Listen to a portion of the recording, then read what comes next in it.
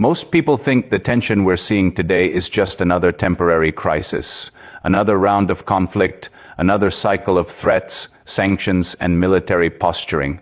But if you look deeper, what's happening right now may be something far more significant, because this is no longer about one region. This is no longer about one war.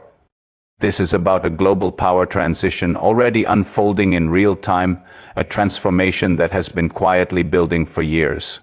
Through economic pressure, military realignment, strategic competition, and the slow erosion of the global order that shaped the last 3 decades. Right now, the Middle East is becoming one of the most dangerous strategic flashpoints on Earth. Military pressure is increasing. Regional alliances are shifting. Diplomatic calculations are changing by the week, and every major global power is watching carefully. Why? Because this region controls one of the most important energy arteries in the world. The Strait of Hormuz alone carries nearly a fifth of global oil flows if instability expands across these shipping routes. Oil prices could spike globally. Markets could panic. Supply chains could tighten, and economic pressure would hit far beyond the region itself. Europe would feel it, Asia would feel it, and the United States would face renewed pressure to stabilize a region it has spent years trying to strategically rebalance away from. But that's only one part of the picture. At the same time, Russia continues applying pressure in Ukraine, and this is no longer about a fast battlefield victory.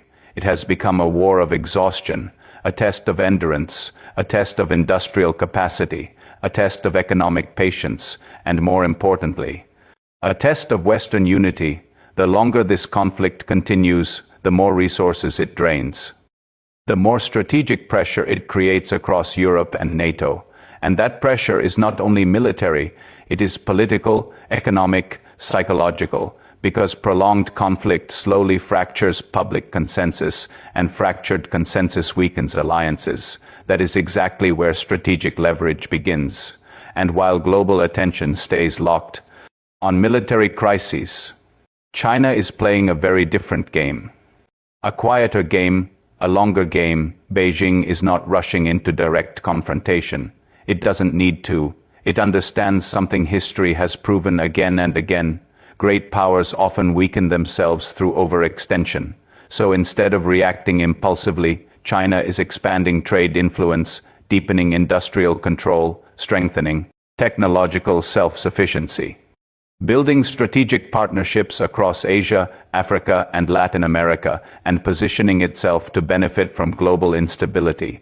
This is strategic patience at its highest level. It is influence built without firing a shot, and history suggests the most consequential strategic moves are often the least visible. This is why what we're seeing today matters so much. America is trying to preserve its global influence. Russia is exploiting instability to weaken Western cohesion. China is quietly positioning itself for long-term strategic advantage, and the Middle East has become the pressure point where these interests collide. This is not officially a world war, not yet, but it is the kind of strategic confrontation that often comes before major global shifts. The kind historians later point to and say, this was the moment the global balance began to shift.